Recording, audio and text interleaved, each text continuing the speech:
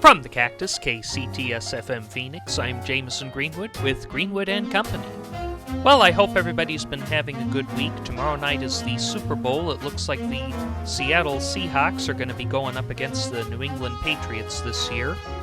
I recall one time when I was up in the Arizona high country, it was actually the weekend after the Super Bowl, but it was interesting because of what happened the weekend of the Super Bowl to my friend Colton. He ran into a little bit of a sticky situation. Unfortunately, he got his eye pretty badly damaged, which is why I have decided we'll go ahead and celebrate Super Bowl weekend by ignoring the Super Bowl and talking about eye injuries. Anyhow, one particular week, it was the week after the Super Bowl, I had been so busy with papers for my English and Spanish classes that I was having to burn the candle at both ends, and I hadn't seen any of my friends at Brubeck's in over a week, so I stopped by Brubeck's coffee shop and walked in to find Colton first fixing a stage light. "I'll be with you in just a minute, Jimmy," Colton called. "Is that light giving you trouble again?" I asked. "Yep." This was a newer light installed shortly after the drummer Dana Cruz destroyed it when her drumstick flew out of her hand, causing the light to spark and a subsequent short circuit. The new light that had been installed had given the entire Brubeck staff quite a bit of trouble since its installation. While I waited for Colton to come down from the ladder, I took a seat at the counter and began attempting to compose a poem for my show the next night, the Jazz Bookstore, but found myself preoccupied with how much I had missed Colton and Heather and Annabelle, having gone down to Phoenix this past weekend to watch the Super Bowl with my family. Though I never cared much about football, Colton had hoped he might get a chance to have a romantic moment with Heather by arranging a watch party with her, then sharing the poems he'd written about her after the game. He even asked me to review them to ensure they didn't go too far or have egregious grammar errors, which, despite his intelligence, Colton was occasionally prone to. Yet the watch party never came to fruition, as Heather and Annabelle were going to a theater conference down in Tucson that weekend, and Colton got cold feet about sharing the poems just all of a sudden without any sort of event to set them up. He was crestfallen, but was soon invited to go on a fishing trip that Saturday at Foxfoot Lake east of town with Cade, whom he knew from the Forestry Club, and also with Trevor, who went with us to St. Edward's Episcopal Church. After tinkering with it for a couple more minutes, Colton finally got that light fixed, but I was shocked when he came to take my order with an eye patch over his left eye. "The usual, Jimmy?" he asked. "Colton, what happened to your eye? I had to get major surgery, dude." "Did it happen while you went fishing?" I asked, as many gross, grisly images came into my head. "We went fishing, but that's not how I busted my eye," Colton replied. This reassured me, as the thought of a fishhook tearing his eye out made me squeamish. As grateful as I am for having a faithful friend in Colton while going to college, one of his biggest faults was not being well coordinated.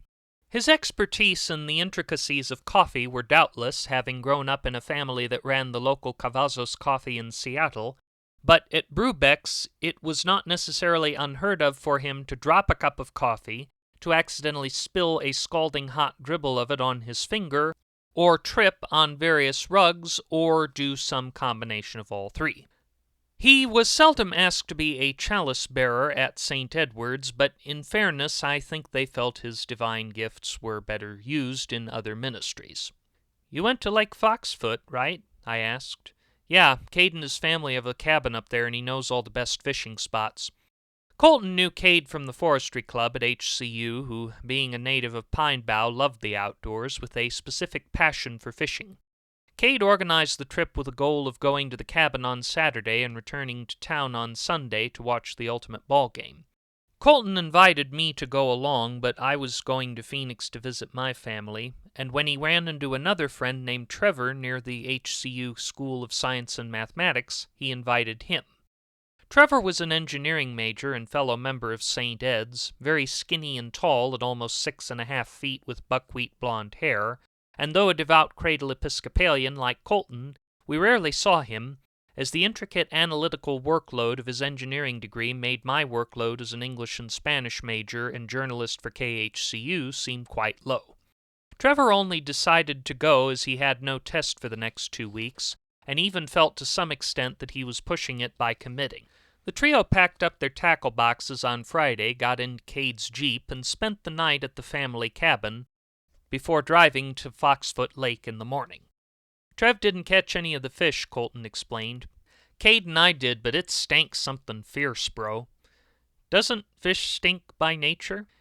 Yeah, but this stink was something else. See, the thing was the fish was really pale and it had this icky yellow pus stuff coming out of its mouth, and we didn't think we should eat it, so we tossed it back in the water, which in retrospect we probably shouldn't have done, but every fish we caught was all pussy like that, so we gave up. I learned from a news story I covered later that spring that one of the dams diverting wastewater from the nearby cattle processing facility at THHT Ranch got dislodged, which was the real source of pollution in the lake, so the damage from throwing any fish back in it was negligible. We figured Foxfoot City's not too far, Colton added, so we decided to go there for lunch. Trevor, who was originally from Tucson, had a Mexican uncle who married into the family that owned a successful cantina known as Casa Caliente, and noted there was a restaurant in Foxfoot called Sombrero Mesa Delicioso, which was founded by a cousin of his uncle. They have the ultimate nachos, he told the trio.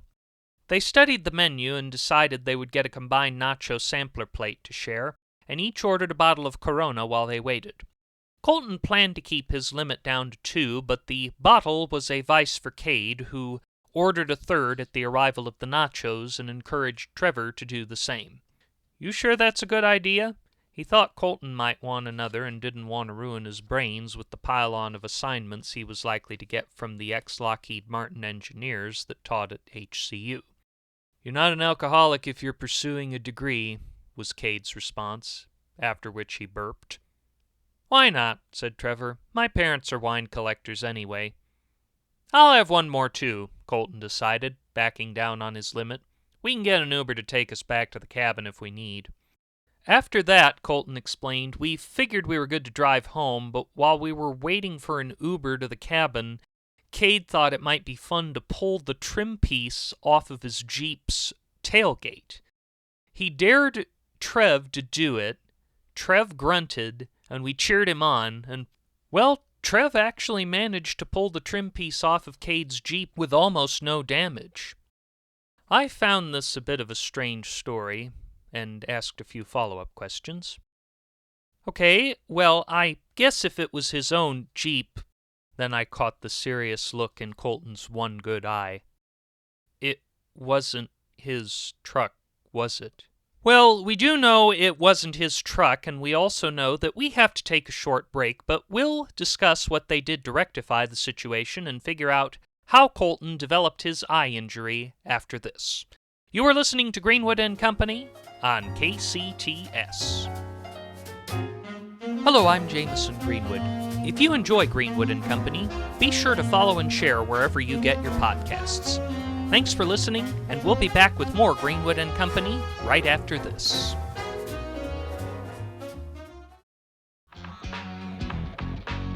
The Super Bowl's this Sunday, and we've got super savings at Pinkerton Automotive. If you want to get a touchdown and need a good running back, get this mint-condition body for a 1964.5 Ford Mustang. There's no engine, axles, or wheels, but you can get those when you buy it for just $600 or $350 after trade-in. Need a big car to carry the winning team to the stadium? Get this 1988 Ford Econoline Custom. Room for 16 with rusted bumpers and water-damaged wood paneling and infested with Stachybotrys mold. Off the lot for an unbelievable $450. And if you're looking for the perfect truck for your tailgate party, buy a 2004 Dodge Ram 1500. Fire damaged and all ready to set up the coals and barbecue a party's worth of burgers and hot dogs in the entire bed. Off the lot for $650. Add functioning brakes, lights, and turn signals for only $1,000 more. If you need a cheap vehicle but don't care much about safety, come to Pinkerton Motors, San Marcos Street and Ponderosa Highway, just off of Route 66 in the city of Pine Bow. Warning, Pinkerton Motors is not licensed and bonded by the state of Arizona and is not responsible for injury or death from our vehicles or if you use your life savings for betting on the wrong team to win the Super Bowl. And welcome back. You are listening to Greenwood and Company on the Cactus, KCTS. Now, before the break, Colton, Cade, and Trevor's fishing trip had failed, so they went for Mexican food in Foxfoot City and wound up in a weird situation where they accidentally tore the trim piece off the back of someone else's Jeep, thinking that it was Cade's. So, Colton continued, we're all freaking out and wondering if we should wait and find the owner. Then I remembered there was some superglue in my tackle box. I suggested we just carefully glue the trim piece back on. So once we found Cade's actual Jeep, I grabbed the glue, stepped toward the busted Jeep, and glued that trim piece so well it looked like it hadn't even been torn off. But I was so nervous as I was spreading the glue and laying the piece down and pressing it back into place that my forehead was as wet as a dishcloth. Once the trim piece was on and we started to walk away, I went to wipe my forehead, and there was still some glue on my finger. I wisped the sweat off my forehead, but my finger slipped and landed in my eye. When I pulled it away, my eye was burning like a hot match, and I couldn't open it. What happened from there? I asked. Well, they called an ambulance, and I had to go to the hospital. So they ran a few tests, and they told me that I was going to have to get my cornea replaced, and even with insurance, the out-of-pocket expenses would be about $3,000. That wasn't a problem, though. I was shocked. How, Colton? We're college students. I'm an environmental econ major, dude. I hoard money. And even if I bought all those beers, we saved a lot by getting nachos instead of full meals. But anyhow, I got the surgery, was in the hospital for 3 days, and I won't get my patch off for a month. Though Colton kept a positive attitude, I feared a bit for his future with Heather and was hesitant to bring it up in the wake of his injury.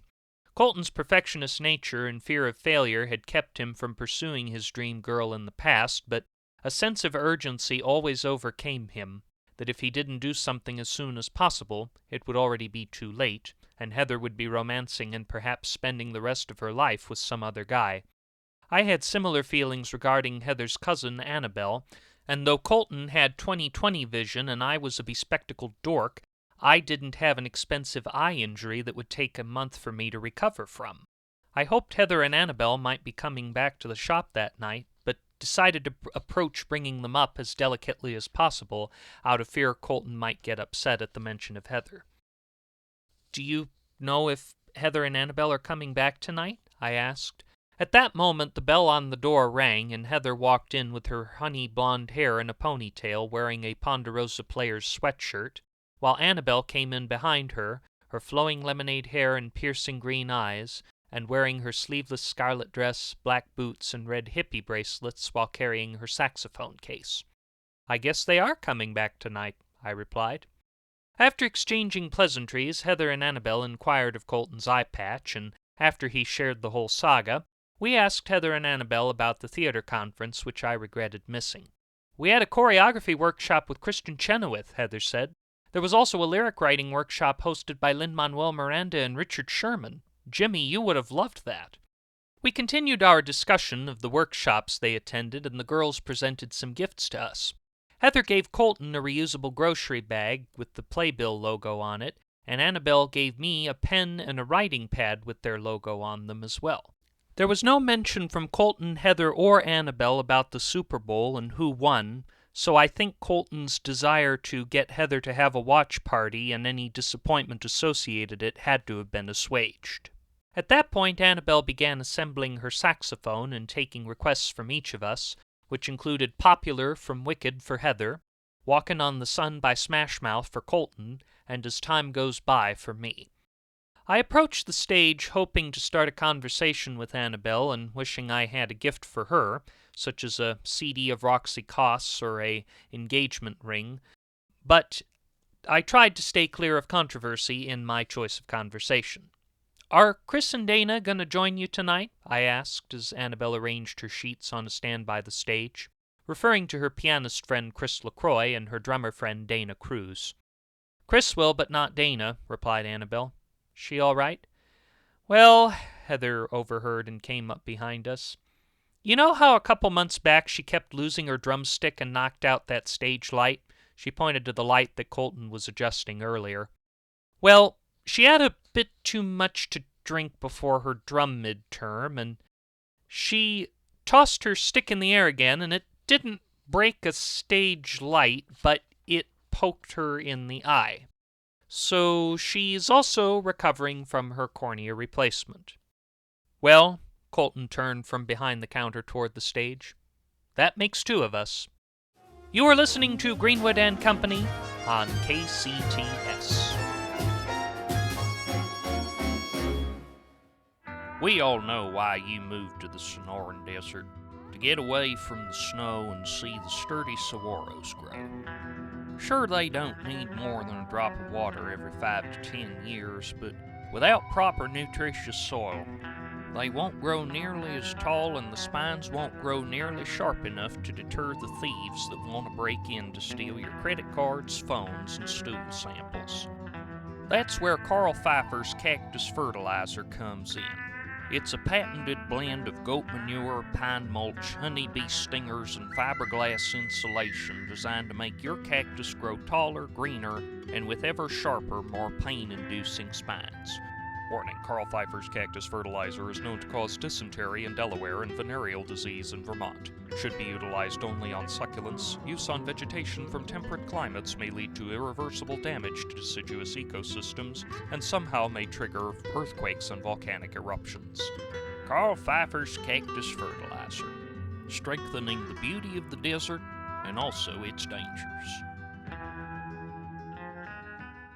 Support for Greenwood and Company and the Cactus KCTS-FM Phoenix comes from the Society for Cats with Mathematics Test Anxiety, with additional support from the Folding Chair Charitable Trusts and the Used Car Salesman Plaid Sport Coat Foundation. Before we go this evening, I do have to make a plug for KCTS airing full coverage of the Super Bowl. It will be starting at 4:30 Arizona time here when the Super Bowl begins. Now, if any of you are not really that interested in the Super Bowl and are actually, in fact, desperate to get away from it, KCTS was courteous enough to do a list of establishments that will be open so that you have some place to go on Super Bowl Sunday where you don't have to discuss the Super Bowl. Mary Lou Higgins across the street from Brubeck's will be open, and of course they don't have any TVs on, so it probably won't be a problem. Also, if you're into Chinese food, Taste of Beijing on Sutton in the Giggets Plaza will also be available with no Super Bowl on their TVs.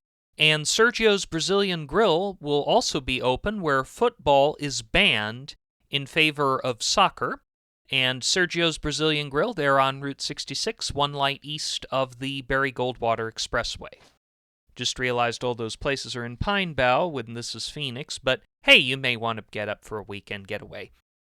Well, focusing on our theme of eye injuries, that seems to be the theme on this week's show, I was struggling to find a good poem, and then I realized there was this one.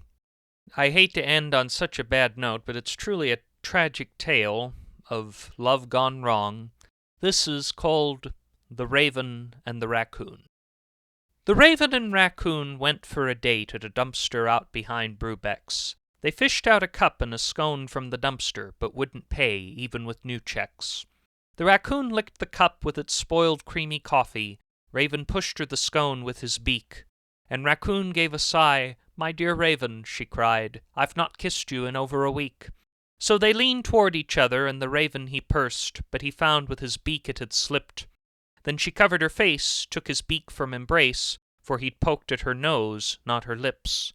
She ran into the dumpster and grabbed a used napkin to clot all the blood that was gushing. But disaster subsided, the Raccoon was excited, both her face and the Raven's were blushing. So they tried once again to lean close for a kiss, but this time things got even worse. The Raven, his beak slipped and punctured her eye. This poor romance seemed frightfully cursed.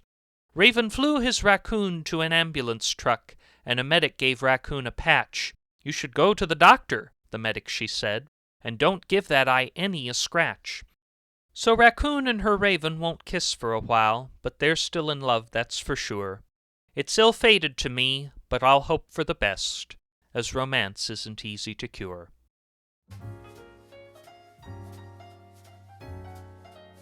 That brings an end to this week's Greenwood & Company. Our show was created and hosted by yours truly, and was written by him along with James Salison and Minnesota Martinez. The engineer is Ivan Crosby. Jonas Andrews answers the phones, even though we don't take calls on this program. The theme was composed by Martin Landstrom, and our costumes are provided by Grandma's Garage Thrift Shop. All the characters, settings, and situations depicted in this program, along with all advertised products, are entirely fictional, and any similarities to products, events, or persons, living or dead, is entirely coincidental. Also, KCTS is not an actual radio station.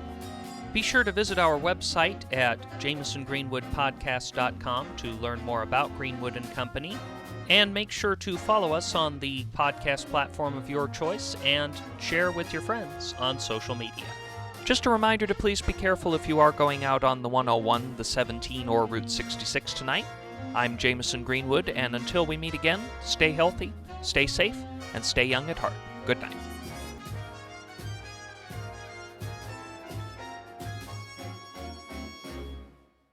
This is KCTS FM Phoenix. Stay tuned for Lacking in Substance.